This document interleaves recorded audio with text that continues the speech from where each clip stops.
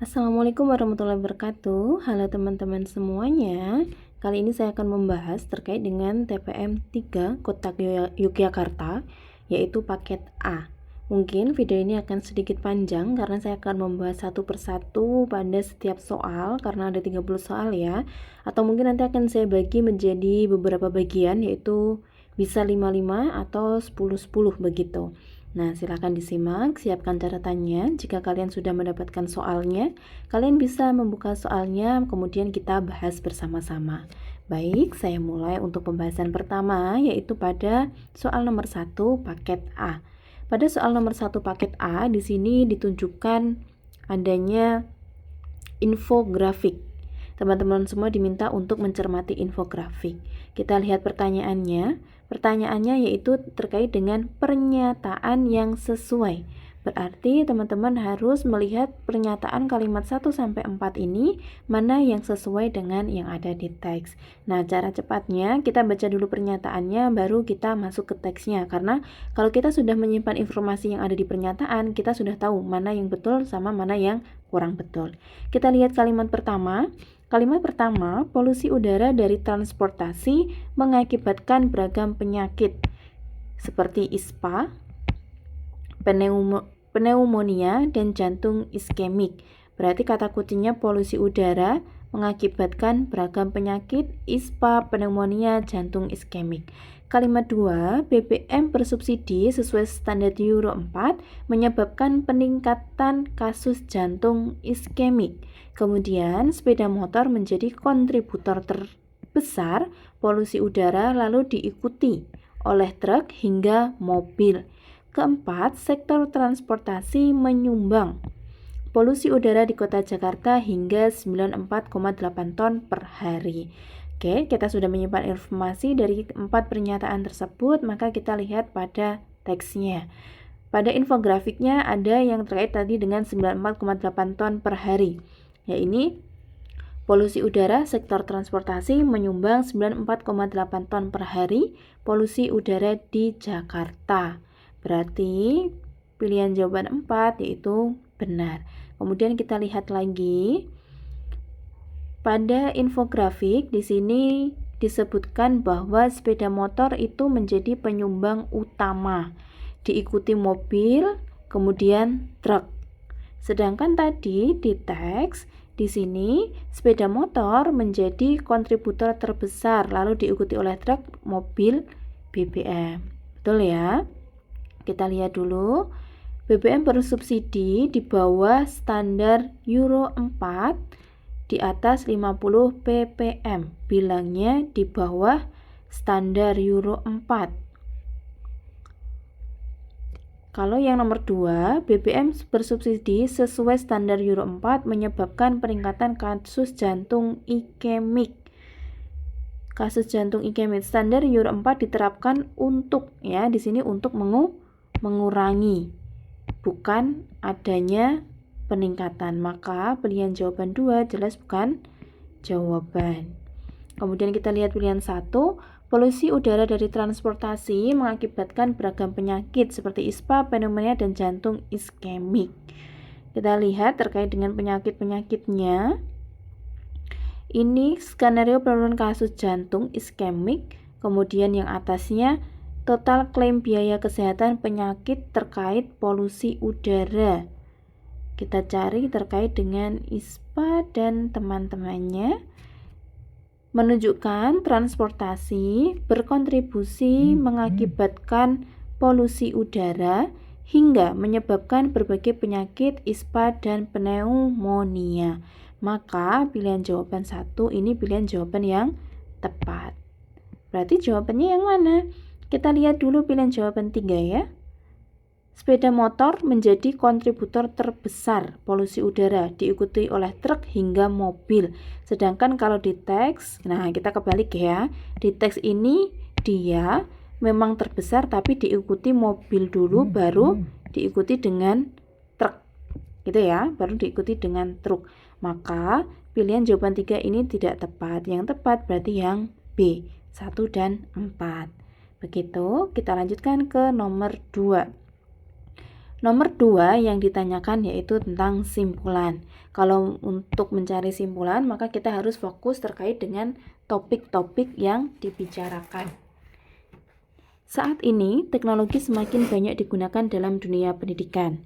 Penggunaan teknologi ini sebagai upaya mengurangi penggunaan kertas dan mendukung program ramah lingkungan.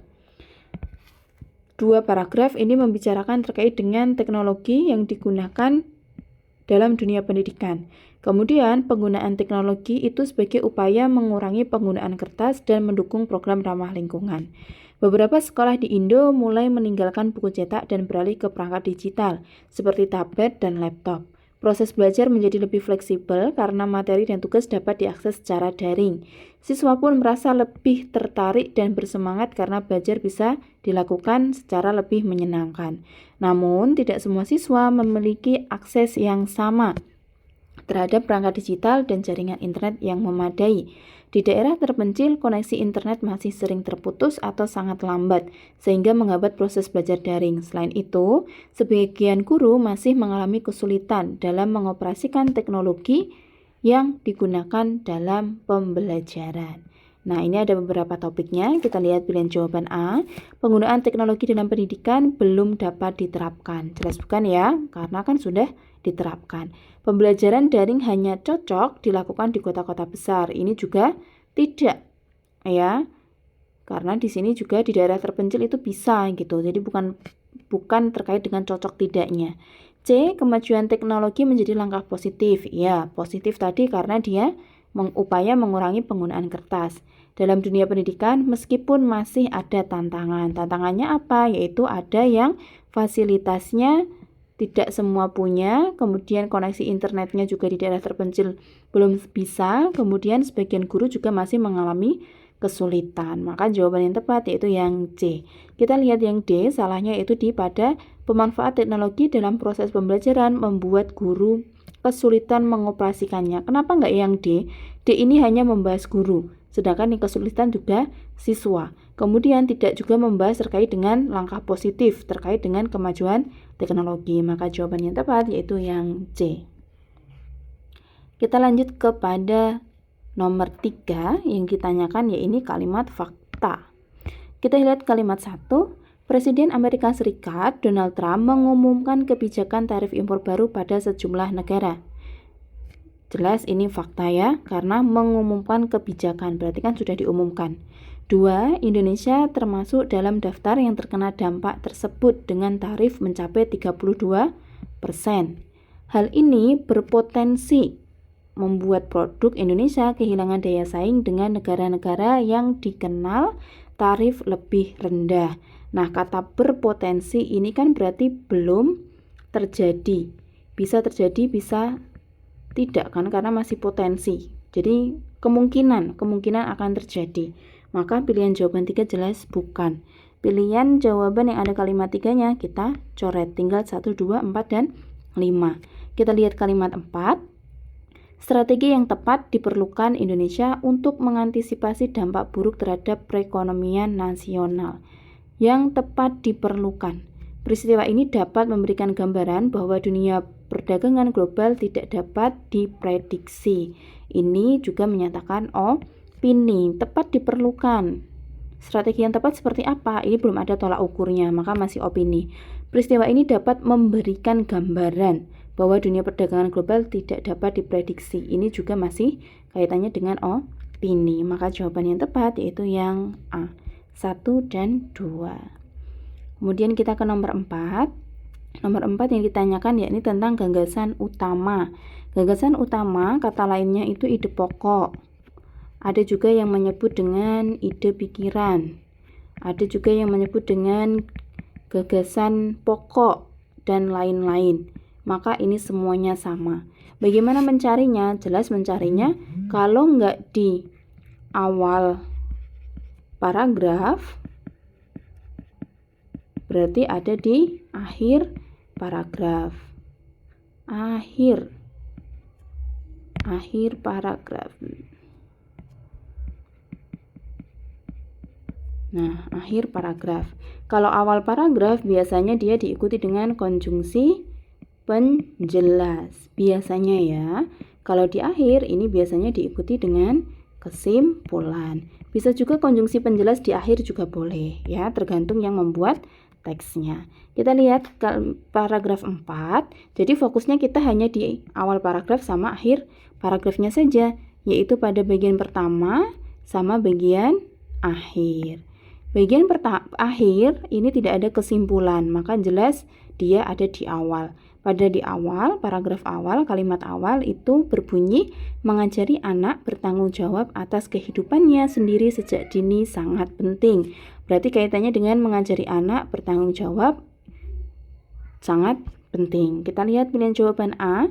Tanggung jawab anak dalam kehidupan sehari-hari di rumah jelas bukan, tidak ada dalam teks. Kalimat 1 ya. Kegiatan sederhana yang dapat dilakukan, tidak ada. Pentingnya mengajari anak untuk bertanggung jawab sejak dini, maka jawabannya yang C. Kalau yang D, kesulitan dan kegagalan juga bukan, karena kalimat 1 tidak membahas itu. Gitu ya. Kemudian kita lanjutkan ke nomor 5. Nomor 5 di sini ditanyakan terkait dengan kalimat yang menyatakan hubungan kausalitas dan pemilihan. Jadi konjungsi kausalitas dan konjungsi pemilihan. Konjungsi kausalitas ada kata karena, kemudian ada sebab, akibat, dan kawan-kawannya. Kalau yang pemilihan itu atau. Kita perhatikan teks 1, microslip merupakan ini konjungsi penjelas. Merupakan kejadian hilangnya kesadaran seseorang karena. Nah, di sini kausalitas. Oke. Mengantuk sehingga tiba-tiba tertidur dalam waktu yang sangat singkat disertai dengan sentakan kepala yang keras. Durasi microslip tersebut dapat bertambah lama bila kamu benar-benar memasuki kondisi tidur. Ini tidak ada konjungsinya, maka pilihan jawaban yang ada angka 2-nya kita coret. Pada umumnya microslip sering terjadi jika ini konjungsi syarat. Jika kamu melakukan pekerjaan yang monoton seperti ketika. Ketika ini konjungsi kronologis. Menatap layar komputer atau smartphone. Nah, ini atau konjungsi pilihan atau pemilihan. Dan berkendara, dan ini konjungsi penambahan. Dan berkendara dalam waktu yang lama. Selain dengan mata tertutup, microslip pun dapat terjadi dengan mata terbuka. Kalimat 4 ini tidak ada konjungsinya, maka yang ada 4-nya kita coret. Maka jawaban yang tepat yang B. Kita lihat kalimat 5. Hal tersebut terjadi saat. Nah, saat di sini konjungsi temporal atau waktu. Saat seseorang mengalami pandangan kosong atau ditandai dengan gerakan kepala seperti mengangguk serta tidak dapat mengingat hal yang terjadi pada beberapa menit sebelumnya. Jadi jawaban yang tepat yaitu yang B, 1 dan 5. Kata karena dan atau.